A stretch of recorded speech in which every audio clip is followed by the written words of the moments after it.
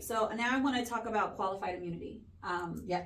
So qualified immunity has been a detriment to police accountability and is one of the core components on how policing in communities of color has been breached. Please explain your position on how qualified immunity will be implemented and monitored under your administration. Yeah.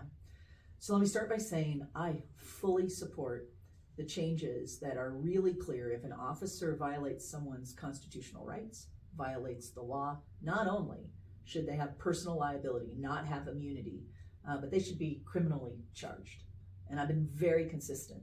There's a very narrow issue here that is a level of detail that probably most people are not paying attention to, and attorneys disagree. You'll be shocked to hear attorneys disagree. And this is the issue, is sometimes a city will settle a lawsuit for something that the officer didn't do anything wrong. And the law says when the city settles a suit, the officer can be held to a percentage of that settlement personally. And my concern is when the city's settling because we had a bad policy and the officer was following a policy we told them to follow, I think the city has to take responsibility for that and the officer should be protected. And it's a unique, and I'll give you an example. When I was chief of staff, we had a high-speed chase policy that officers would do high-speed chases through the city.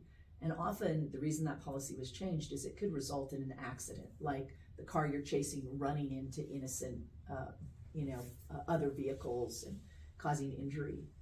And that was a policy we trained our officers in. We told them this is the way to do it. Probably even might have disciplined them if they didn't follow the policy. Yet we were settling those cases until we changed our policy and said stop chasing. That would be an example where I just think our officers should not be personally liable. That's it, financially. That's the distinction. And because some attorneys say they think they are, some say they're protected, I'm just raising the point to say there's a uniqueness in there that I'm not missing, and I would defend our officers to not be personally liable in that case.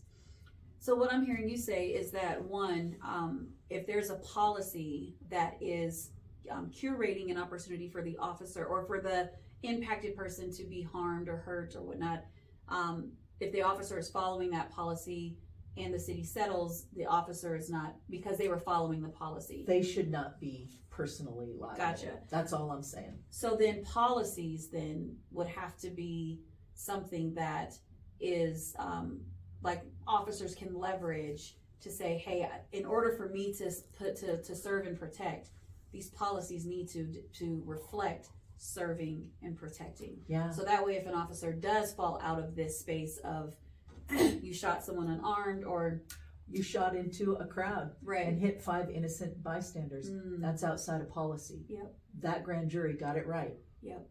And then officers are held in account if they fall out. So it's policy as well as that secondary piece of, hey, if you fall out of policy, now you are responsible because, that makes sense. That makes sense.